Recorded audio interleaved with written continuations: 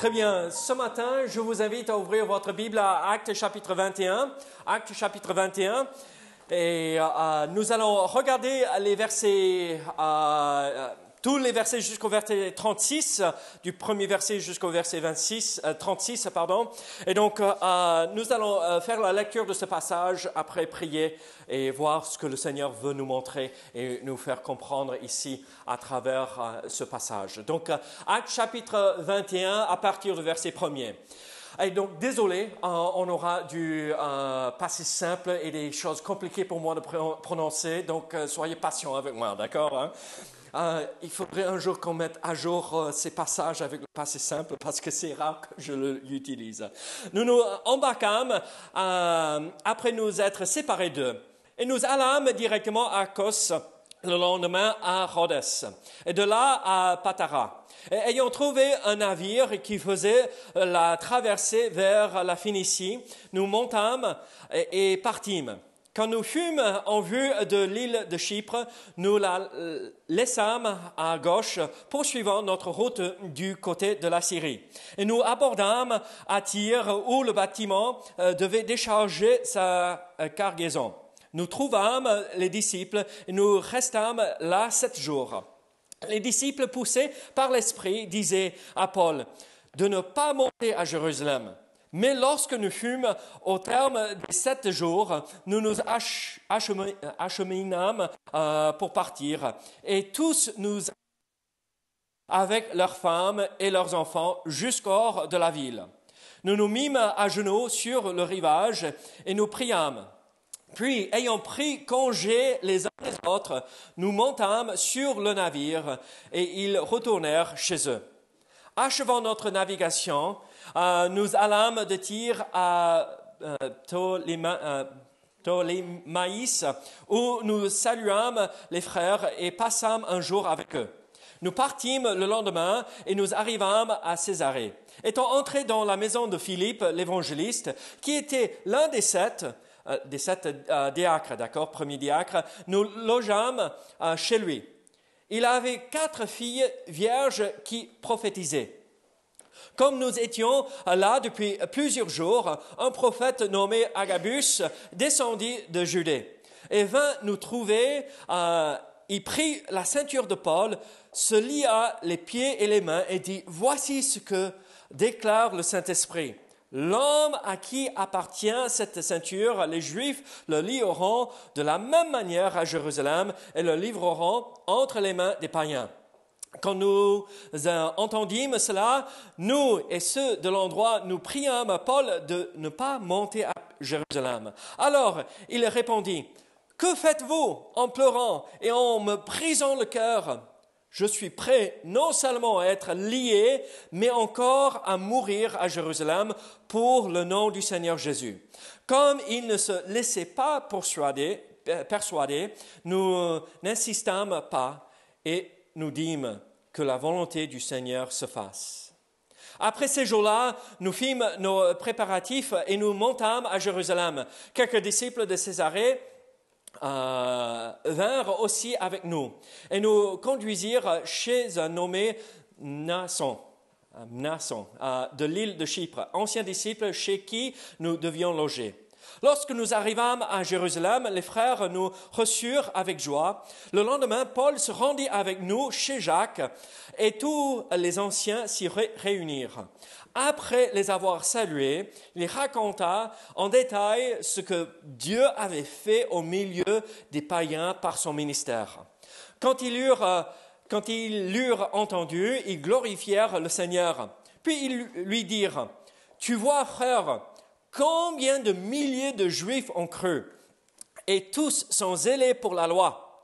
Or, ils ont appris que tu enseignes à tous les Juifs qui sont parmi les païens à renoncer à Moïse, leur disant de ne pas circoncire les enfants et de ne pas se conformer aux coutumes. Que faire donc ?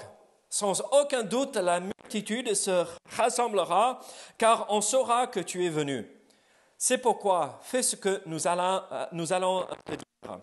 Il y a parmi nous 4 hommes qui ont fait un vœu. Prends-les avec toi, Purifie-toi avec eux et pourvois à leurs dépenses, afin qu'ils se rasent la tête. Et ainsi, tous sauront que ce qu'ils ont entendu dire sur ton compte est faux, mais que toi aussi tu te conduis en observateur de la loi. Des païens qui ont cru, nous avons décidé et nous leur avons écrit qu'ils ne devaient rien observer de semblable, mais qu'ils eussent à s'abstenir des viandes sacrifiées aux idoles, du sang, des animaux étouffés et de l'impudicité.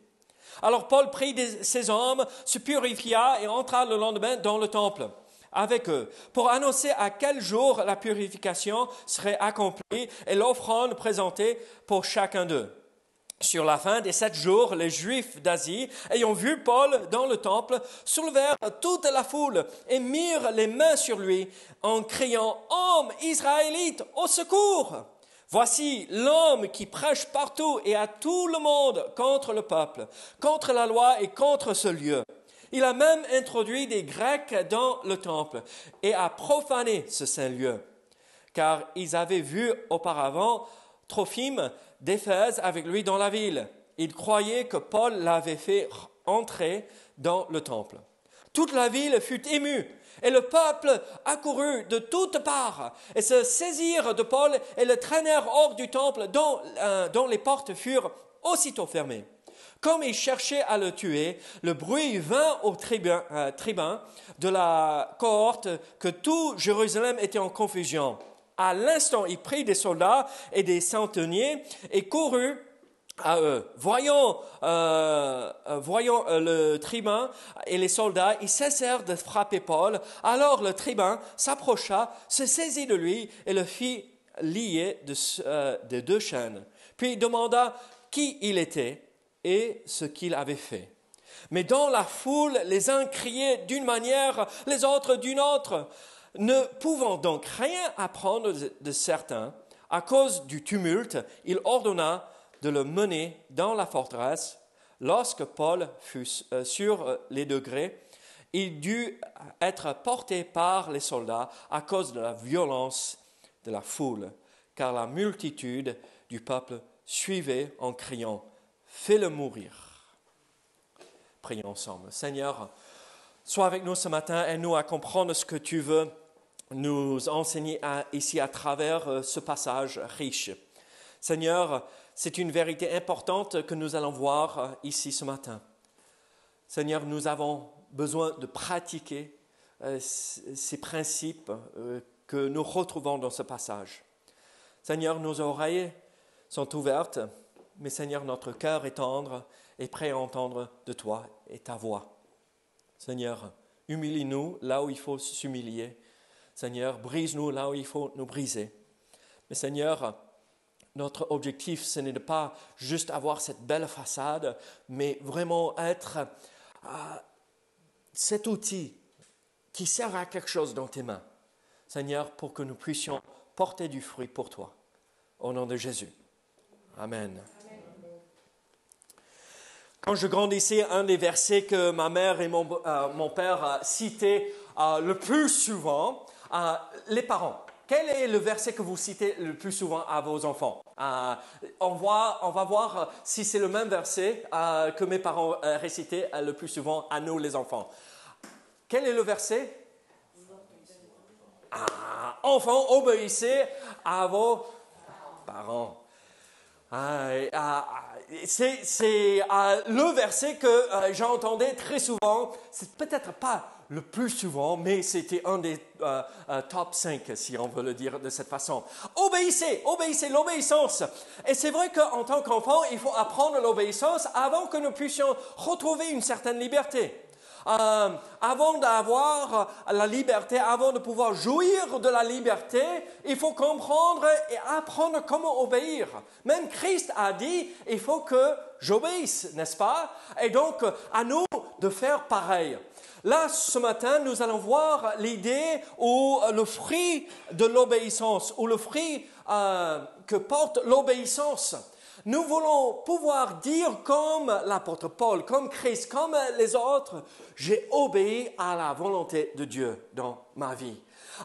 Je ne veux pas arriver à la fin de mes jours et entendre dire, bon, vas-y, rentre, mais bon, non, fidèle, serviteur, vas-y, rentre, enfin tu es arrivé. Et donc, nous voulons voir ce que donne cette obéissance, le fruit que nous avons et nous retrouvons dans notre vie quand nous obéissons à la voix de Dieu. Nous comprenons, nous savons que Dieu veut que chacun de nous obéissions à sa voix. Nous accomplissions sa volonté dans notre vie. Et nous comprenons que c'est le plan de Dieu pour chacun de nous de suivre la direction qu'il donne à notre vie. Mais la question pour nous et pour moi quand j'étais enfant parfois c'est mais à quoi sert l'obéissance? Bon, quand j'étais enfant, j'apprenais très vite, si vous voyez ce que je veux dire. J'apprenais très vite à quoi servait l'obéissance. Comme ça, j'avais pas de mal à m'asseoir pendant quelques minutes. Mais aujourd'hui, Dieu, bon, parfois il nous frappe physiquement. On est malade, on souffre. Mais Dieu, la grande majorité du temps, agit différemment pour nous apprendre pourquoi il est important d'obéir. Et ici, dans ce passage, nous voyons un exemple merveilleux de l'obéissance de l'apôtre Paul. L'apôtre Paul, comme on a vu la semaine dernière, montait à Jérusalem, il savait qu'il allait accomplir la volonté de Dieu et en même temps, il savait qu'il allait être lié. Et tout au long du chemin de retour à Jérusalem, on voit que Dieu, à travers l'œuvre de l'Esprit dans les gens de l'Église ou les églises qu'il visitait, il était averti, tu vas souffrir si tu montes à Jérusalem. Tu vas énormément souffrir, tu seras persécuté, tu seras même lié et tu ne vas pas te retrouver dans la joie là-bas. Mais l'apôtre Paul dit, d'accord, je sais ce qui m'attend à Jérusalem et je vais quand même obéir. Je vais obéir à Dieu et nous voyons la vie de l'apôtre Paul qui nous illustre ce que ça apporte dans notre vie. Et en fait, quand nous obéissons à Dieu, la première chose que Dieu nous donne, c'est le courage. Quand nous obéissons à la voix du Seigneur, nous voyons et nous manifestons le courage au monde entier autour de nous. Nous montrons que nous pouvons faire face à des choses difficiles. Je vais obéir même quand ce n'est pas facile. Même quand j'ai de l'opposition, je vais obéir à la voix de Dieu. Et ça manifeste le courage, pas le mien, mais le courage que Dieu nous donne dans ces moments. Alors, dans ces quelques versets, regardez versets 1 à 4, nous voyons le courage, mais le courage face à quoi en fait? Le courage, c'est ceci. Nous nous embarquâmes après nous être séparés d'eux. Nous allâmes directement à Kos le lendemain à Rhodes et de là à la Patara. Est-ce que vous avez aimé comment j'ai quand même essayé à peu près de prononcer tous ces mots, hein? Quand même. Mais on voit qu'il passe par toutes ces villes. Et chaque fois qu'il s'arrête, il retrouve les frères, les sœurs de l'Église, il cherche l'Église, il veut connaître sa famille spirituelle. Mais regardez ce que nous avons dans le premier verset. Voici comment nous voyons le courage de l'apôtre Paul. Vous vous rappelez, dans le chapitre 20, à la fin du chapitre 20, nous voyons qu'ils ont tous fondu en larmes quand Paul disait « Je monte à Jérusalem et vous ne me verrez plus ». Et là, quand on voit ici le verset 1er, nous nous embarquâmes après nous être séparés d'eux. L'idée du mot séparé, vous savez ce que ça veut dire? C'est pas juste Dominique, tu es séparé de Nicole parce que vous êtes de chaque côté de la pièce là. Il y a une séparation entre vous deux. Mais le mot ici est bien plus fort. C'est de prendre quelque chose et le déchirer. Et alors, là, nous voyons le courage le courage en face, le courage face au chagrin, à avoir le cœur déchiré, de dire je vais obéir à la voix de Dieu, je vais continuer à le servir, même si ça fait en sorte que je serai déchiré de certaines choses.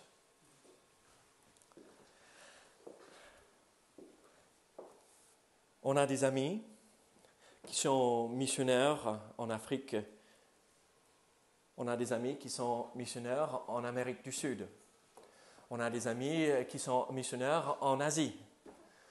Et quand je leur parle, je pose la question, mais comment vous faites pour être éloignés? Mais certains sont dans la brousse, ils n'ont pas réseau Internet pour voir, comme Mélisse et moi, on prend l'iPad et si on a envie de voir maman et papa, hey, salut maman et papa, on les voit. On peut leur parler, mais eux, ils sont déchirés. Ils sont éloignés de leur famille, mais ils ont dit, non, nous allons continuer à servir le Seigneur. Dieu nous a appelés là, et quand nous obéissons à la voix de Dieu, nous sommes prêts à faire face à ces séparations.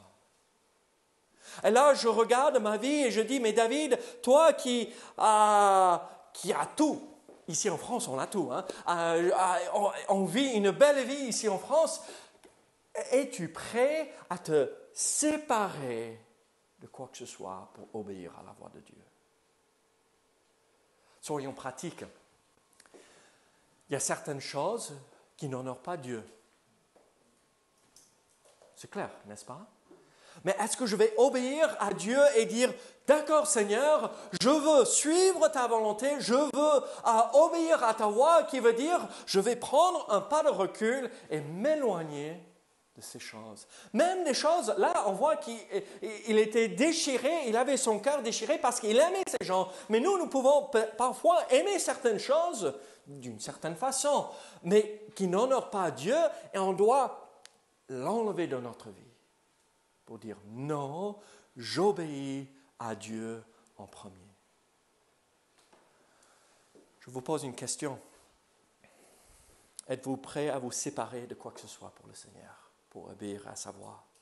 Donc, le courage face au chagrin, le chagrin d'être séparé de ceux que nous aimons. Là, dans les 4 premiers versets, il savait qu'il n'allait pas les voir à nouveau et il avait le cœur brisé. Il était en larmes parce qu'il allait être séparé d'eux. Mais nous voyons aussi le courage quand nous voyons que ceux que nous aimons sont dans l'erreur.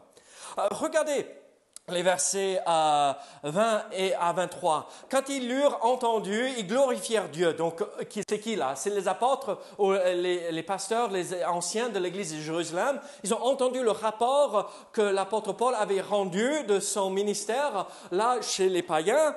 Et ils rendent gloire à cela. Mais regardez par la suite. Puis ils lui dirent, tu vois frère, combien de milliers de Juifs ont cru et tous sont zélés pour la loi.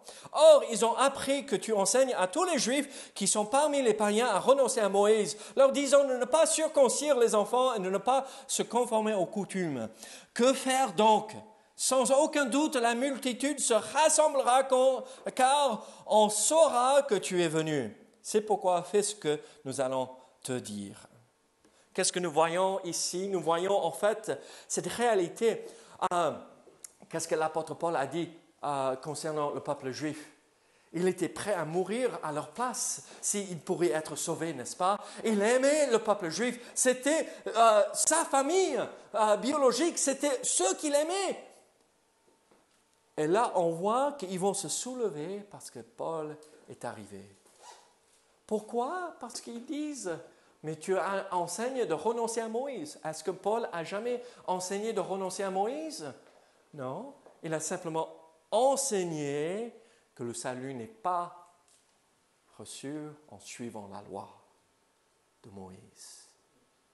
Alors là, vous imaginez le cœur de l'apôtre Paul déchiré à nouveau, mais regardez ceux que j'aime, ceux que je veux voir venir au Seigneur, ils vont se soulever contre moi parce que je prends position pour le Seigneur, parce que j'obéis à la voix de Dieu. J'obéis à ses commandements d'aller annoncer à toutes les nations l'Évangile. Et qu'est-ce qu'ils vont faire? On a lu la suite. Ils vont l'attraper, ils vont essayer de le mettre à mort. En fait, nous voyons, regardez Galates chapitre 1er, verset 14, « Et comment j'étais plus avancé dans le judaïsme que beaucoup de ceux de mon âge et de ma nation, étant animé d'un zèle excessif pour les traditions de mes pères. Nous voyons en fait la réalité qu'ils ont suivi l'exemple de l'apôtre Paul, mais dans le mauvais sens. C'était le chagrin de voir ceux qu'on aime dans l'erreur.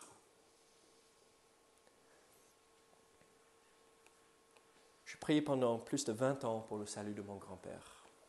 Ma mère a prié pour le salut de mon grand-père pendant plus de 40 ans. Avant qu'il est décédé, 2 ans avant qu'il est décédé, il est venu au Seigneur. Merci Seigneur. Mais pendant ces 40 ans, mon grand-père, qui était un homme, pour moi, pour son petit-fils, un homme toujours gentil, toujours aimant, toujours là, toujours prêt à nous recevoir, toujours. Mais en même temps, parfois, il se moquait de mes parents, de son épouse. Parce que, regarde, toi, tu fais tout ça et après, à quoi sert d'obéir à votre Dieu? Parfois, nous ferons face à ces attaques. Est-ce que je vais obéir à Dieu? Ou est-ce que je vais essayer de passer inaperçu?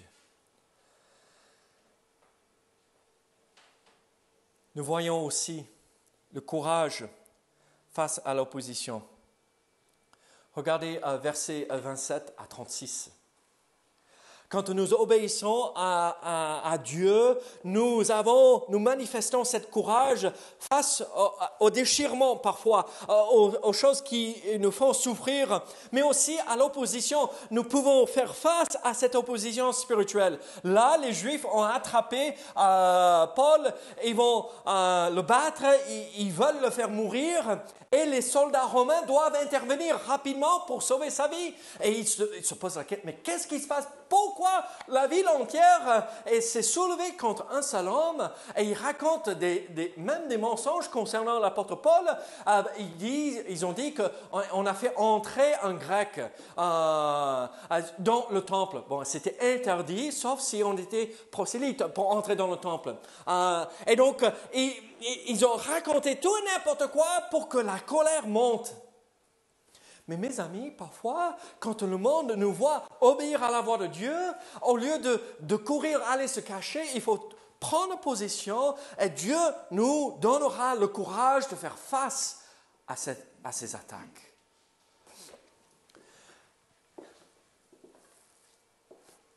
En Russie, il y avait le journal publié Les Jeunes communistes.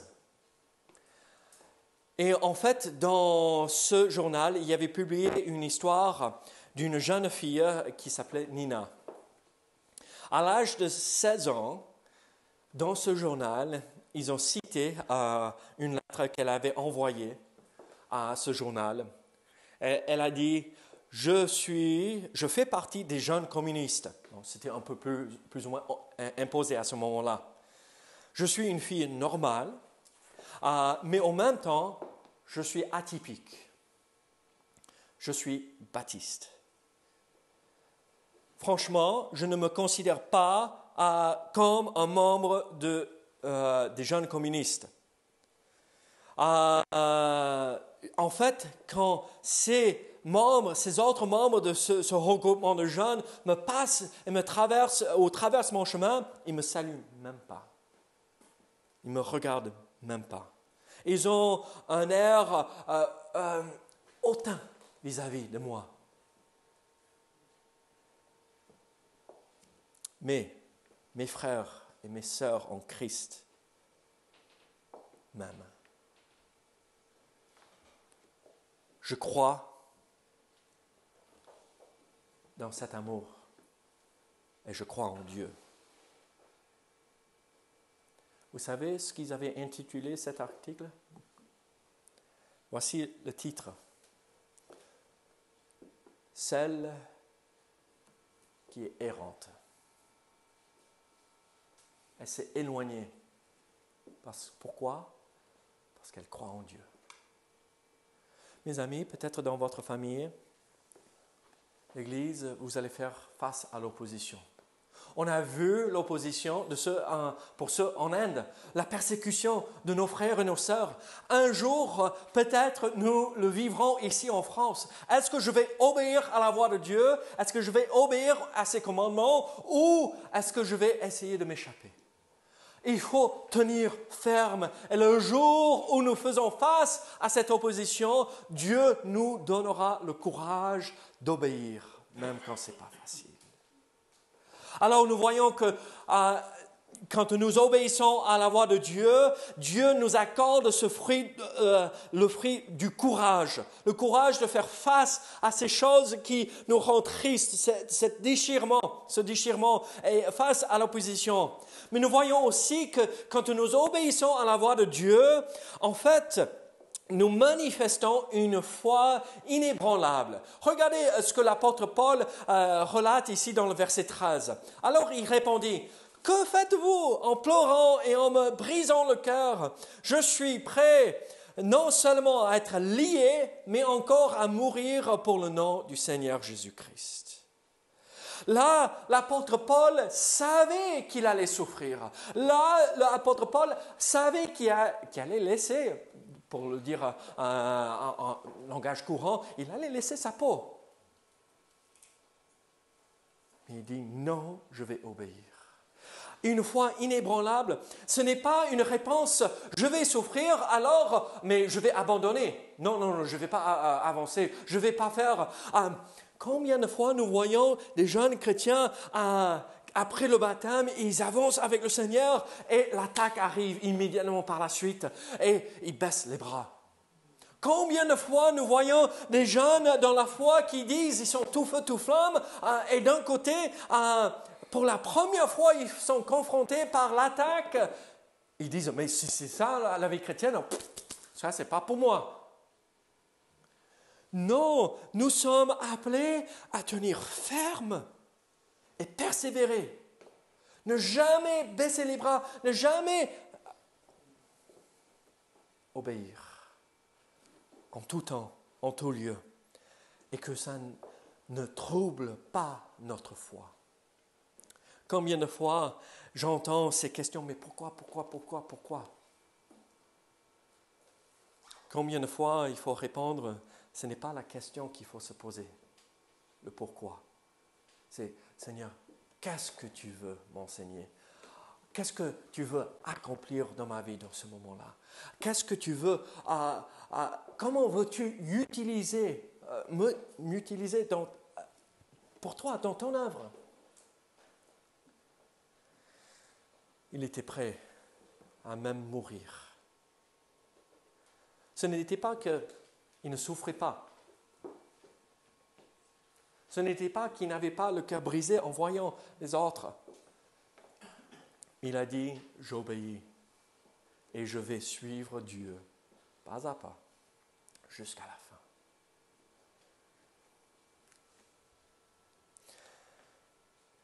Le danger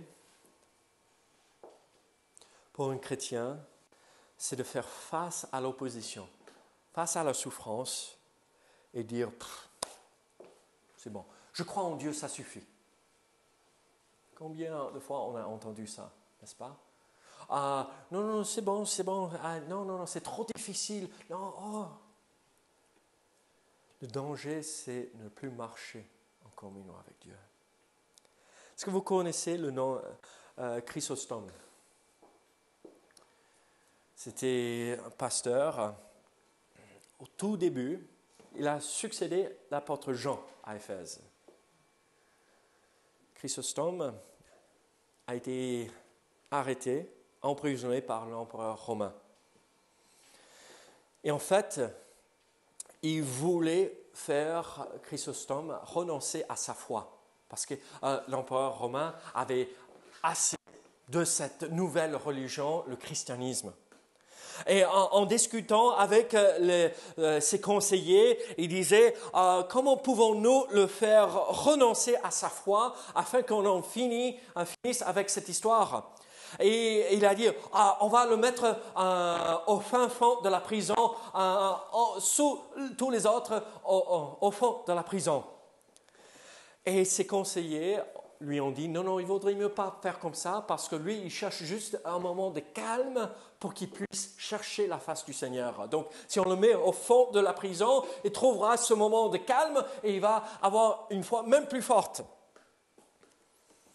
Alors, comment allons-nous faire? Est-ce qu'on va le faire mourir? Et ses conseillers, absolument pas ça. Parce que si on le fait mourir, lui, il croit qu'il va voir son Sauveur face à face, son Dieu face à face. Donc non, c'est même pire. Alors, que peut-on faire pour le faire renoncer à sa foi? Fléchir. Ils ont dit, il faut le faire tomber dans le péché. Et en fait, les épreuves ne devraient pas nous faire fléchir. Les moments difficiles, l'opposition ne devrait pas nous pousser à laisser tomber notre foi. En fait, ça devrait nous faire s'approcher même plus comme Chrysostome, comme Paul, comme tous ceux qui nous ont précédés. Vous savez ce qui devrait être la seule chose qui pourrait ébranler notre foi? Le péché. Et c'est là, nous, qui laissons cela entrer, et pas ceux qui nous entourent. Alors nous voyons le fruit. C'est le courage, une foi inébranlée. Mais regardez verset 17 à 20. Nous voyons une autre chose, un autre fruit que porte l'obéissance. Lorsque nous arrivâmes à Jérusalem, les frères nous reçurent avec joie. Le lendemain, Paul se rendit avec nous chez Jacques, donc Jacques, le demi-frère de Jésus. Et tous les anciens s'y réunirent. Après les avoir salués, il raconta en détail ce que Dieu avait fait au milieu des païens par son ministère. Quand ils l'eurent entendu, ils glorifièrent Dieu de tout cœur, j'imagine. En fait, voici un autre fruit que porte l'obéissance, un bon témoignage. Regardez, là, ma mère a été à l'hôpital pendant un long moment. Et il y avait une dame âgée qui était inconvertie, que mon père avait rencontrée dans un parc. Il faisait un concert chrétien, et donc c'était un moyen d'évangéliser. Et cette dame a écouté la musique, elle a dit « ça c'est très intéressant ». Et en parlant avec mon père, elle a su que ma mère était à l'hôpital. Et donc, je suis à la retraite, je m'ennuie, je suis à côté de l'hôpital, et donc je vais aller rendre visite à votre épouse chaque jour. Chaque jour, cette dame a débarqué chez ma mère dans la chambre de l'hôpital et chaque jour, elle a entendu ma mère parler de Dieu, de Jésus. Elle a vu le témoignage de ma mère. Vous savez où se trouve cette dame âgée maintenant? Elle n'est plus courbée, croyez-moi. Elle ne boite plus.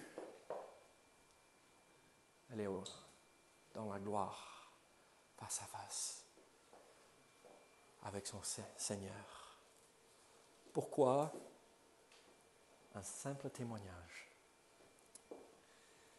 Sur le lit de l'hôpital, est-ce que c'est le moment de témoigner? Amen, gloire à Dieu, oui. Avec le dernier souffle de notre vie, est-ce que c'est le moment de témoigner? Oui, amen. C'est là où ça touche.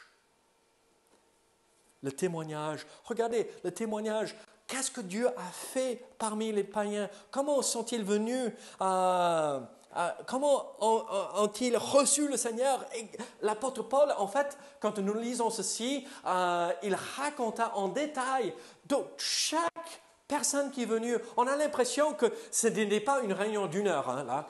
C'était une journée ou des jours pour raconter comment Dieu a fait des choses merveilleuses à travers la vie de l'apôtre Paul. Mes amis, votre témoignage n'est jamais plus fort qu'au moment où vous êtes le plus faible et vous dépendez entièrement sur le Seigneur Jésus-Christ. Et c'est là où les gens vont voir, regardez, il y a quelque chose de particulier chez eux. Ils ne fléchissent pas le genou, ils ne baissent pas les bras, ils ont du courage à continuer, ils obéissent toujours. Regardez, ils sont différents. Ça pourrait ouvrir une porte pour ceux qui sont éloignés de Dieu. Un bon témoignage est le fruit de l'obéissance. Mais aussi, l'obéissance porte un autre fruit, l'humilité. Quelle est toute cette histoire de vœux de ces 4 hommes? Mais pourquoi même les croyants, il y a des milliers de croyants là, juifs, qui sont « Oh, mais Paul est là, qu'est-ce qu'on va faire avec lui ?» Mais quelle est cette histoire? Il faut entrer dans le temple, offrir un sacrifice, il faut raser la tête. Mais qu'est-ce que c'est tout ça? Mais nous, on est chrétiens, on n'a pas à faire tout cela.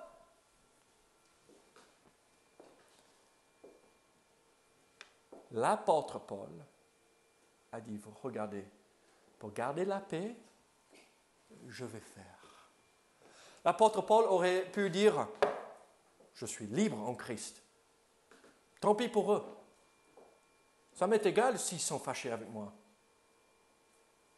Donc, qu'est-ce qu'il a fait? Il a dit, d'accord, j'écoute la voix de Jacques, le responsable de l'Église, avec tous les autres responsables de l'Église à Jérusalem. Je m'humilie. L'apôtre Paul, en fait, l'auteur de la majorité du Nouveau Testament, l'apôtre Paul qui est l'apôtre envoyé aux païens, l'apôtre Paul, vous voyez ce que je veux dire?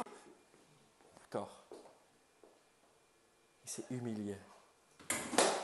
Et en fait, nous comprenons et nous voyons que quand nous obéissons à Dieu, nous comprenons quand il faut s'humilier. Quand on dit, c'est pas grave, oui, je sais que j'ai le droit, mais ce n'est pas ce qui est important.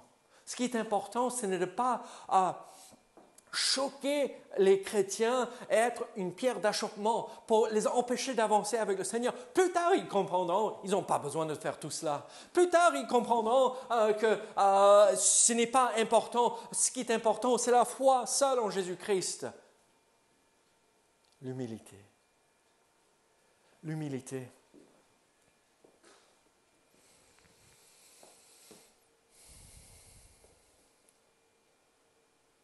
Ce qui m'interpelle ici, c'est Paul n'était pas juste là pour dire « Ah, ok, d'accord, oui, pas de souci, je vais aller raser ma tête. En fait, c'est devenu trop long, donc il faut couper mes cheveux quand même. » Non, ce n'était pas ça. Ce n'était pas juste « D'accord, oui, je vais accompagner ces 4. » Mais dans le contexte ici, on fait comprendre que c'est l'apôtre Paul qui paye l'offrande pour ces 4, en plus pour lui. Je n'ai pas besoin de le faire, ça ne sert à rien dans ma foi, mais je vais même avancer pour qu'on trouve la paix dans l'Église, l'humilité.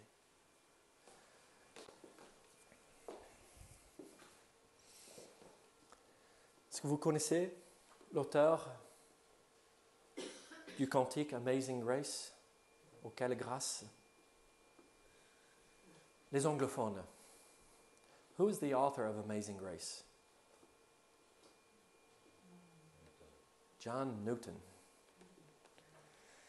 Les capitaines de navires qui transportaient des esclaves.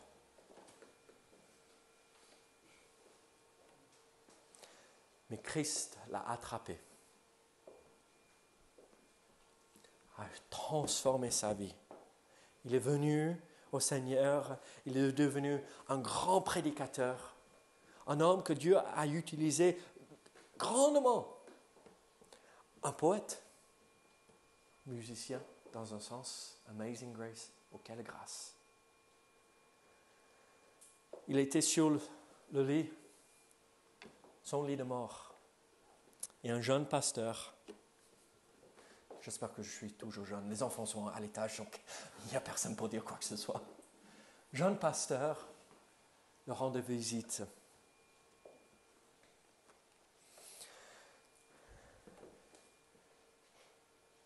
Disait, ça va être triste de te perdre dans le ministère. Tu as été une si grande bénédiction que tu as impacté, tu as touché tant de vies pour le Seigneur. Newton a dit oui, c'est vrai que je m'en vais. Mais un jour, tu me verras. Un jour, tu me verras. Et quand tu arrives là-haut, mon ami, n'aie pas de doute, tu saurais où me chercher. Assis derrière le brigand qui se moquait de Jésus quand il était crucifié. Pour faire comprendre aux jeunes, je suis le pire pécheur. Je suis personne dans cette histoire. Peut-être Dieu s'est servi de moi, mais en fait, ce n'était pas moi du tout, mais Dieu qui a tout accompli. Et quand nous obéissons à Dieu, nous allons tous s'asseoir au pied de Jésus. Mais pas à nous de chercher qui sera devant. Le dernier sera premier dans le royaume. C'est cette humilité qu'il faut développer. Regardez aux autres en premier. Comme étant mieux, plus grand, plus important que moi-même.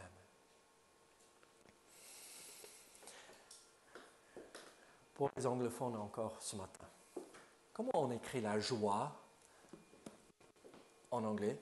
How do we spell joy in English? J-O-Y, c'est sûr, on ne se trompe pas. Vous savez comment avoir la joie? Jésus, Jesus, les autres, others, and you, et toi-même en dernier. Ça, c'est la vraie joie.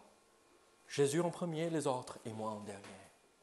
Et Dieu bénit cette obéissance, cette humilité. Dieu en premier. Mes amis, est-ce que vous êtes en train d'obéir à Dieu? J'essaie, David. En fait, je crois que nous devrions tous pouvoir dire « Oui, j'obéis ». De temps à autre, je tombe, mais oui, j'obéis. C'est ce qui caractérise ma vie, l'obéissance.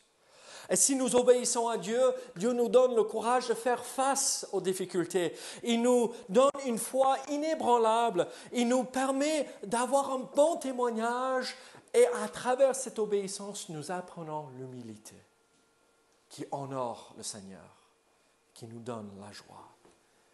Alors, l'Église, obéissons pour que nous puissions voir ce fruit se produire dans notre propre vie. Prions ensemble. Seigneur, aide-nous à manifester ces vérités que nous venons de voir ensemble ce matin. Seigneur, aide-nous à obéir à ta voix. Il est tellement important de te suivre. Pas pour autre chose, pas pour moi, mais pour ta gloire, Seigneur. Aide-nous, aide-moi à t'obéir. Au nom de Jésus. Amen.